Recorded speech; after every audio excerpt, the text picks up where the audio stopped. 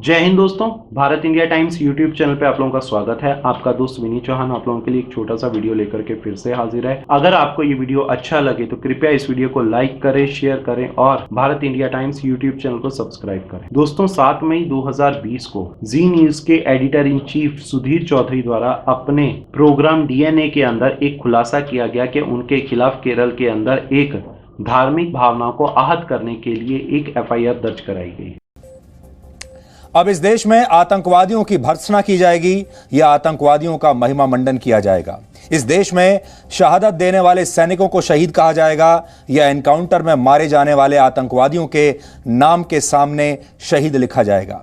हमारे सैनिक जब एनकाउंटर में प्राणों की बलिदान देते हैं, जब अपना बलिदान देंगे तो उनके लिए लिखा जाएगा कि वो मारे गए या फिर ये कहा जाएगा कि वो शहीद हुए।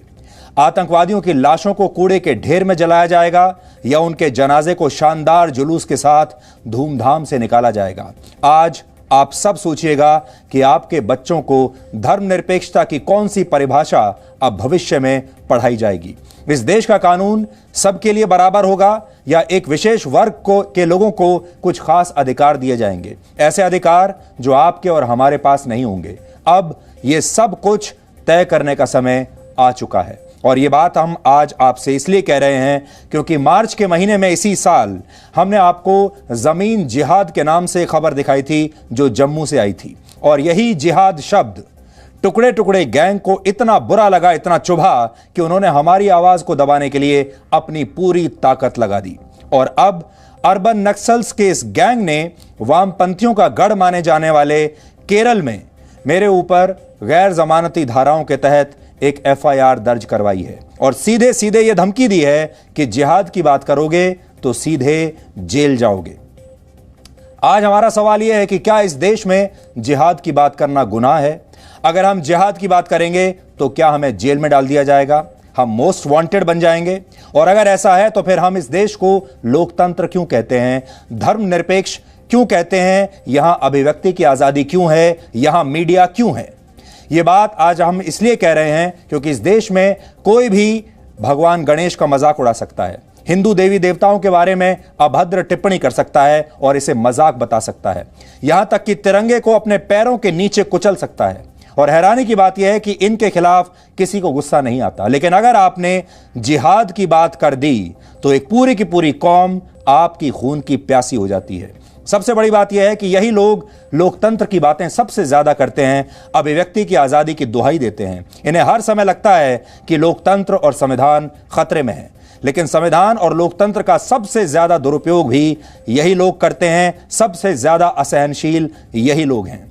हाल ही में एक के बाद एक देश के कई पत्रकारों पर झूठी धाराओं के तहत राजनीतिक FIR दर्ज की जा रही हैं अलग अलग राज्यों में और उन्हें सच दिखाने की सजा दी जा रही है, उन्हें डराया जा रहा है, उन्हें बताया जा रहा है कि अगर आपने सच कहा तो फिर आपको जेल में डाल दिया जाएगा। दोस्तों, मामला ये है कि सुधीर चौधरी द्वारा मार्च 2020 में जम्मू कश्मीर के अंदर रोशनी एक्ट के घोटाले के ऊपर एक स्टोरी कवर की गई। जम्मू कश्मीर में धारा 370 खत्म होने से पहले और राष्ट्रपति शासन लगने से पहले की सरकारों द्वारा रोशनी एक्ट के अंदर पुनर्वास योजना के तहत जम्मू के अंदर जो कि हिंदू बहुल इलाका है वहां पर 25,000 एक समुदाय विशेष के लोगों को जमीनें आवंटित करके जम्मू कश्मीर के अंदर जो जनसंख्या का संतुलन है धर्म के आधार पर उसको बिगाड़ने की कोशिश की गई। कुछ राजनीतिक पार्टियों द्वारा और कुछ अलगाववादी लोगों द्वारा जम्मू कश्मीर के रोशनी एक्ट का दुरुपयोग करते हुए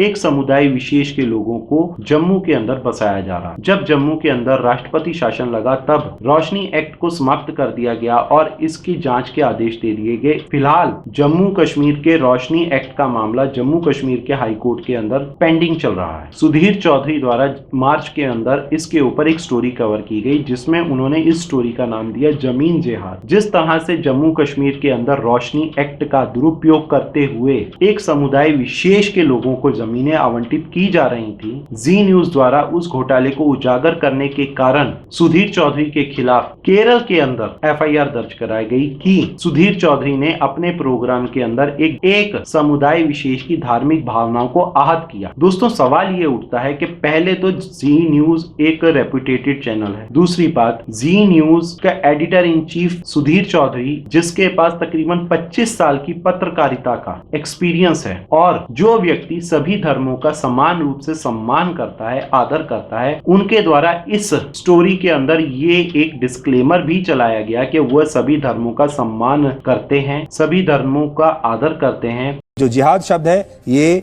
उन लोगों का शब्द है जिनके नापाक इरादे हैं, इसलिए जो लोग चाहे किसी भी धर्म के हों, अगर उनके इरादे नापाक नहीं हैं तो वो ये ना समझें कि हम उन पर कटाक्ष कर रहे हैं। ऐसा बिल्कुल नहीं है। अगर आप अपने देश को एक रखना चाहते हैं, तोड़ना नहीं चाहते हैं, तो ये आपके लिए नहीं है। ये उन लोगों के लिए है जो देश को तोड़ना चाहते हैं, चाहे किसी भी धर्म के हों। जिस तरीके से डिस्क्लेमर चलाने के बावजूद जो झूठी एफआईआर दर्ज कराएगी वह बहुत ही दुखदाई और शर्मनाक। भारत के अंदर एक समुदाय विशेष को लेकर के कांग्रेसी और वामपंथी विचारधारा का एक हानिकारक मिश्रण इस प्रकार का बन चुका है कि अगर एक समुदाय विशेष के खिलाफ अगर कोई घोटाला भी हो रहा हो और उस घोटाले को भी अगर कोई उजागर करने की कोशिश की जाए, कांग्रेसी और वामपंथी विचारधारा के लोग एक प्रोपेगेंडा चलाते हैं कि भारत के अंदर एक विशेष समुदाय को डराया जा रहा है, धमकाया जा रहा है, उसका ह्यूमन राइट समाप्त किया जा रहा है। उसी का उदाहरण है जो कि सुधीर चौधरी के खिलाफ जो एफआईआर दर्ज की गई। दोस्तों, ये कितनी शर्म की बात है।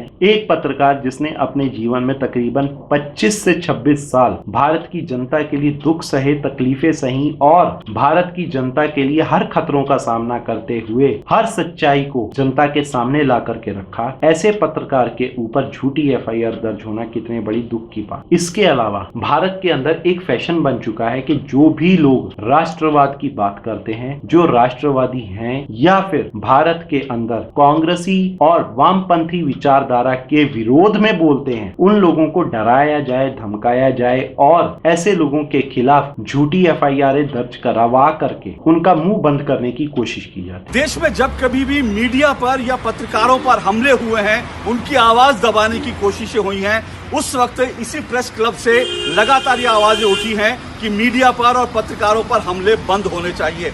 इस वक्त पूरे देश में लॉकडाउन है, प्रेस क्लब भी बंद है, लेकिन इसका मतलब ये नहीं है कि मीडिया पर जो हमले हो रहे हैं उसके खिलाफ कोई आवाज नहीं उठे। और आज मैं प्रेस क्लब इसीलिए आया हूं क्योंकि महाराष्ट्र में और केरल में जिस तरह से पत्रकारों को लगातार निशाना बनाया जा रहा है, उसके खिलाफ आवाज उठाने के लिए आज मैं इस प्रेस क्लब के सामने आया हूं और आज ये आवाज उठा रहा हूं। जिस तरह से हमने देखा कि इससे पहले हमने देखा कि अर्नब गोस्वामी के खिलाफ महाराष्ट्र पुलिस जो है एक मामला दर्ज करती है और उससे पहले राहुल कुलकर्णी नाम के एक पत्रकार को गिरफ्तार कर लिया जाता है और उसके बाद हम देख रहे हैं कि इसी तरह का मामला अमीश देवगन के खिलाफ एक रिपोर्ट दर्ज की जाती है, एफआईआर दर्ज की जाती है और अब हम देख रहे हैं कि जी न्यूज के सुधीर चौधरी के खिलाफ केरल में एक मामला दर्ज किया गया है। तो ये सब कुछ जो कुछ हो रहा है उद्धव ठाकरे की नाक के नीचे, पिनराई विजयन की नाक के नीचे, ये दरअसल महाराष्ट्र और केरल की सरकारें मीडिया की आवाज को दबाने की कोशिश कर रही हैं, पत्रकारों की आवाज को दबाने की कोशिश कर रही हैं और इसके खिलाफ पूरे देश को एकजुट होकर बोलना चाहिए और इसके खिलाफ मीडिया में भी सबको एकजुट होकर आवाज उठानी चाहिए। सुधीर चौधरी के खिलाफ जो एफआईआर दर्ज कराई गई, बड़ी अजीबो किस्म की एफआईआर दर्ज है क्योंकि घटना ये जम्मू कश्मीर की और एफआईआर दर्ज कराई गई केरल में। केरल में ही क्यों? केरल में वामपंथी सरकार है इसलिए, केरल के प्रशासन के अंदर वामपंथ की जड़ें मजबूत हैं इसलिए, या फिर केरल के अंदर कांग्रेसी वामपंथी विचारधारा का एक मजबूत स्तंभ है इसलिए। भारत के अंदर ऐसा क्यों होता है कि पत्रकारों के खिलाफ कांग्रेस शासित राज्यों में और वामपंथी शासित राज्यों में ही एफआईआर दर्ज होती है, बाकी और किसी राज्य के प्रशासन के लोगों को पत्रकारों से किसी भी तरह का कोई दुख नहीं होता, कोई तकलीफ नहीं हो। दोस्तों, इसी एक 10 दिन के अंदर ये दूसरा उदाहरण है जब 2 राष्ट्रवादी पत्रकारों के खिलाफ एफआईआर दर्ज हुई। अर्नब गोस्वामी के ऊपर भी कांग्रेसी विचारधारा से पोषित महाराष्ट्र के अंदर यही सेम धार्मिक भावनाओं को आहत करने की और दंगे भड़काने की कोशिश के आधार पर एफआईआर दर्ज करवाई गई और केरल के अंदर वामपंथी विचारधारा वाली स्टेट के अंदर सुधीर चौधरी के खिलाफ एफआईआर दर्ज कराई गई। दोस्तों, ये किस तरह की अभिव्यक्ति की आजादी है, या यूं कहूं कि भारत के संविधान का किस तरह का दुरुपयोग है। एक विशेष समुदाय से संबंधित लोग या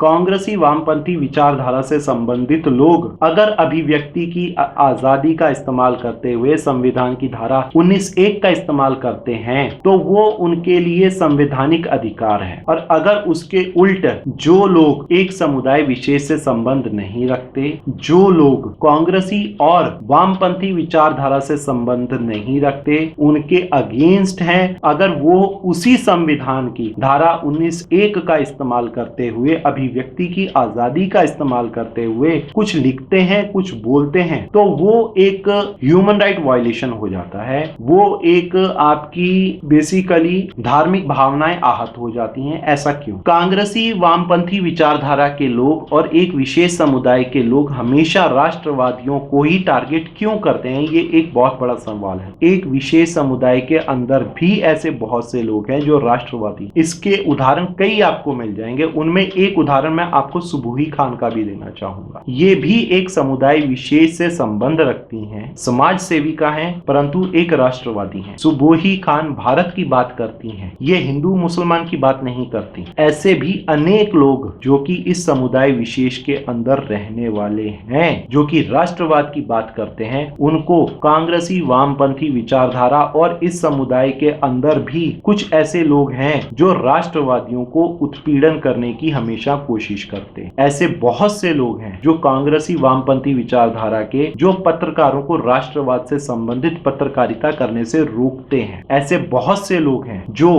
पत्रकारों को डरा करके, धमका करके, चुप करा करके रखना चाहते हैं। परंतु मैं सपोर्ट करता हूं, आई सपोर्ट सुधीर चौधरी, क्योंकि इन जैसे पत्रकार अगर नहीं होंगे तो भारत का बेड़ा गर्क हो जाएगा। मैं सपोर्ट करता हूं अर्नब गोस्वामी का, क्योंकि ऐसे लोग चाहिए जो राष्ट्रवाद के मुद्दे बड़ी प्रखरता के साथ, बड़े ही स्पष्ट तरीके से, साफ सुथरे और सरल तरीके से लोगों को समझा सके। अगर आप जी न्यूज का डीएनए या रिपब्लिक भारत का पूछता है भारत जैसे शो उठा करके देखते हैं, इन शोज के अंदर केवल और केवल हर मुद्दे को साफ, सरल और स्पष्ट तरीके से बताया जाता है। सुधीर चौधरी का डीएनए एक इस तरह का शो है जो कि आपको सारे दिन का न्यूज देखने की जरूरत नहीं है। शाम को 10 मिनट के लिए आप इस टीवी चैनल के आगे बैठ जाएं, जी न्यूज लगा करके 10 मिनट के अंदर, अगर आपके पास समय नहीं है तो पूरे देश की सभी महत्वपूर्ण घटनाओं से संबंधित जानकारी आपको 10 मिनट के अंदर नॉन स्टॉप न्यूज में मिल जाती है। और आपको डीएनए के अंदर जो भी मुद्दे या जो भी टॉपिक समझाने की कोशिश की जाती है वो बहुत ही सरल और आम भाषा के अंदर जनता को बताए जाते हैं, ताकि हर खासो आम को यह समझ आ जाए कि आज इस टॉपिक में क्या था। सुधीर चौधरी डीएनए के अंदर बातों का गोल गोल जलेबी या लच्छा नहीं बनाते, वो केवल सीधे, सरल और स्पष्ट तरीके से आपको भारत में हुई जिस भी संबंधित घटना के ऊपर जानकारी देते हैं, वो सीधी, सरल और स्पष्ट तरीके से देते हैं। ऐसे पत्रकारों की हमें आवश्यकता है जो हमारे को बतौर पत्रकार, हमारे बतौर भारतीय नागरिक हमें ये समझा सके, हमें ये दिखा सके कि ऐसा क्या हो रहा है भारत के अंदर। क्योंकि भारत के अंदर वामपंथी और कांग्रेसी विचारधारा ने एक ऐसा भारतीयों को अपने जाल में जकड़ लिया है जिसको तोड़ने के लिए सुधीर चौधरी जैसे, अर्नब गोस्वामी जैसे पत्रकारों की आवश्यकता है। जी न्यूज और रिपब्लिक टीवी जैसे चैनलों की आवश्यकता है जहां पर सरल, स्पष्ट और सीधे तरीके से राष्ट्रवाद दिखाया हो। ऐसे न्यूज चैनलों की आवश्यकता है, जी न्यूज और रिपब्लिक भारत जैसे, जहां पर सीधे, सरल और स्पष्ट तरीके से हर घटना, हर न्यूज को बता सके, ताकि हर आमो खास भारतीय को उस चैनल पे दिखाई गई हर न्यूज, हर घटना अच्छे से समझ आ सके। अगर सुधीर चौधरी या अर्नब गोस्वामी या ऐसे और कई पत्रकार हैं जो राष्ट्रवाद की राह पर हैं, उन पत्रकारों का उत्पीड़न कांग्रेस वामपंथी विचारधारा के लोगों के द्वारा किया जाता है तो ये गलत है, ये शर्मनाक है। क्योंकि अगर कांग्रेसी, वामपंथी और एक समुदाय के विशेष के लोग अभिव्यक्ति की आजादी के ऊपर किसी भी व्यक्ति का अपमान करने करने का अधिकार रखते हैं, अगर आप भारतीय सेना का अपमान करने का अधिकार रखते हैं और अगर आपको कोई सवाल पूछे कि आपने किस अधिकार से भारतीय सेना के ऊपर सवाल उठाए, तो तब आप चौड़े होकर के मुंह खोल करके कहते हैं कि भारत के अंदर अभिव्यक्ति की आजादी है, तो उसी अधिकार से वही अभिव्यक्ति की आजादी, वही भारत के संविधान की धारा 19(1) अन्य भारतीयों को भी,